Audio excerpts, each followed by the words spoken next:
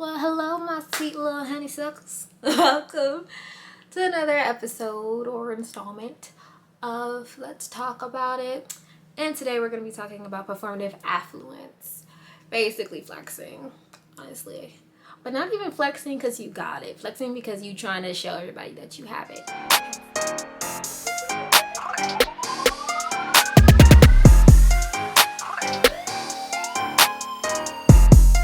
If you're new around here, my name is Rolla Marie and I make various videos on YouTube. And if you like what you see here, you should go ahead and click the subscribe button and also hit that like button too.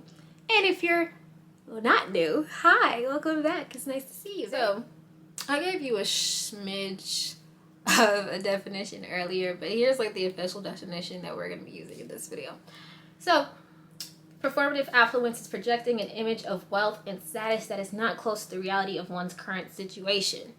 Now, if you've grown up in the age of the internet, you most likely have been barraged with something that intellectual media calls wealth porn. It's a whole lot of money in this motherfucker. Wealth porn is characterized by luxury hall tours, expensive closet tours, my personal favorite, 2 Chainz's most expensivest, and just general forms of flex culture that can be on YouTube, Instagram, Facebook, MySpace when it was a thing, Bebo if you had Bebo. Ugh.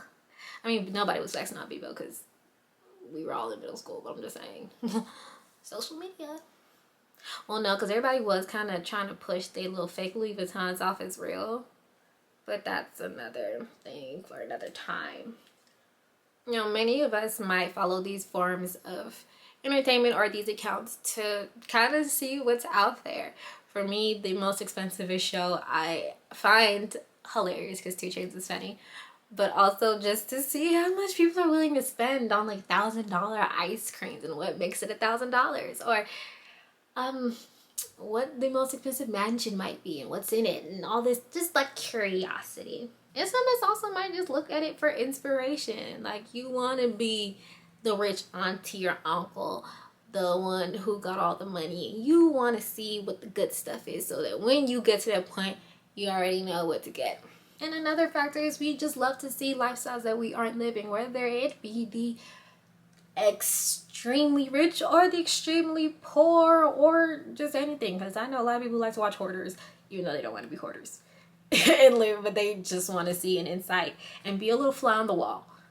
But I will have to admit that sometimes constantly being fed this content, especially with people who are also my age, makes me feel like I'm a little bit behind. Like there's something like I miss some type of money train that everybody else hopped on. And I just want to know where the fuck my ticket at. But usually during these moments, you know, you unplug, realign, and realize that Instagram is fake and capitalism is boosting all this other shit. So even in intellectual media's video, she was talking about cribs and how you basically got to see inside of their lives, but a lot of them have fronted extra shit just to make it seem like they were living a life that was better than the one they were actually living. And their lives were still better than a lot of the viewers who were watching it, but they still felt the need to amp it up. It's a whole lot of money in this motherfucker. One thing that this form of media does kind of cause people to indulge in is the keeping up with the Joneses, or nowadays keeping up with the Kardashians. And it also caused a boom in the replica industry. In 2016, an article by CNN stated that the replica industry is worth $461 billion. One more time. 461 billion with a B dollars. And what that mainly indicates to me is that there are way more flakes floating around than there are real bags. Or not even just bags, but I'm mainly thinking bags because I'm a bag person. But even clothes, shoes, jewelry, luggage, like there's just a bunch of fakes going around, but we wouldn't know. But the fakes And the industry for it is being bolstered by this consumption of wealth porn, as she stated. And the thing is, we would never really know, because most of the time we're seeing these items on Instagram, and you aren't, unless you're just a real petty person, you're not going to zoom in to authenticate something from a picture. You couldn't even really do that. And even if you could, you're not an authenticator, and you might not even know what to look for. Now, in my research for doing this video, I even found whole forums of women who felt like they were cheating the system, and they were able to get a bag that they heavily desired and to give them a status boost for a fraction of the cost. And in some ways, like, I can understand the pull. Like, I get it, but then it's like a because, like, if you do get the replica bag and you get that assumed status boost that you have a very expensive bag and that you're a luxury and high maintenance mamacita or mamacito or papacito, then cool. But then if I see you with the replica bag and the rest of your lifestyle doesn't match, I'm gonna have questions. Lots and lots of questions. But also I had to realize, because, like, to me, I would prefer living in a good house than I would having a designer wardrobe. And I also have to understand that that's not what that's not what some people would want. Some people don't mind living in some place that I wouldn't live, but would rather have all the designer stuff for when they step outside. And to each their own. And also, before you get too snooty about a status boost, about people wanting a status boost, everyone wants a status boost. Even, right now we're talking about materialistic people who judgment. Right now we're talking about it in this context. But you also have to realize that there's boosts in different forms and different groups. That's the best way I can say. Or different communities. Yeah, you get different, everyone within a certain community is generally looking for a status boost. So people who are materialistic get a status boost of things. People who are in the woke community get a status boost and feel some type of bump by calling people sheep. Minimalists get a boost from having nothing and not really needing anything.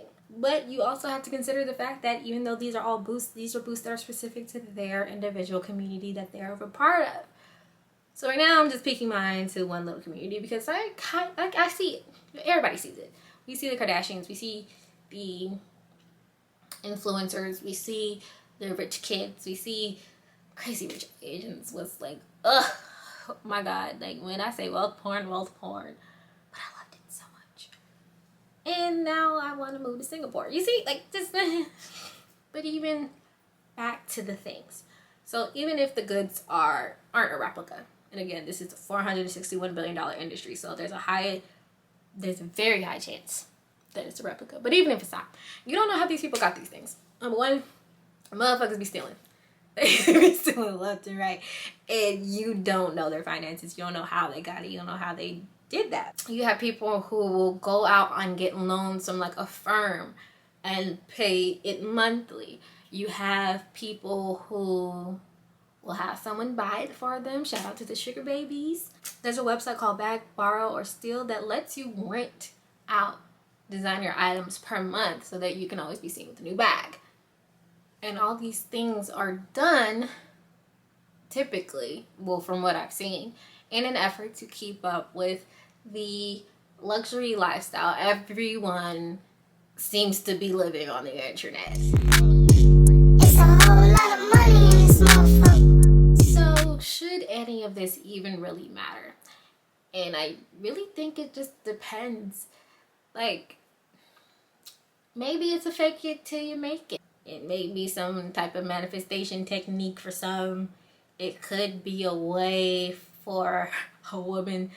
It could be like a beacon for a woman to make the Dusties leave her alone because she's too expensive. I don't know. Some people feel like it perpetuates an unrealistic idea of what life is realistic, like what life is like, and what's feasibly attainable for whatever stage in life that you're at. And on the other hand, some people will say that it's a form of self-expression and them trying to portray life as what they wish it would be versus what it actually is.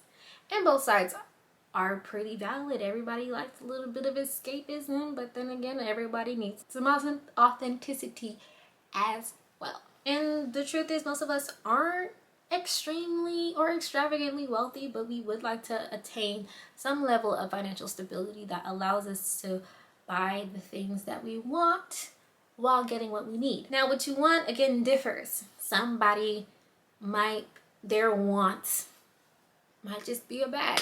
Some people's wants might be a boat in a summer house. Like, there's just different levels to this. And no level is wrong. It's just that you need to stand in whatever level you like and just do that. But as a consumer of this media, I think it's who may not be in the same lifestyle or tax bracket.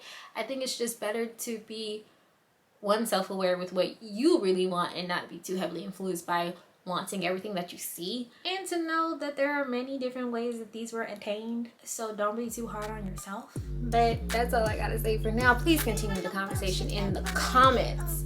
If you think I've left anything out, if you have anything to add, put it in the comments as well. If you want to hear a topic, if you want to hear my opinion, on a topic, put it down in the comments again as well. It was nice seeing you guys again, and I hope to see you on another video. Bye.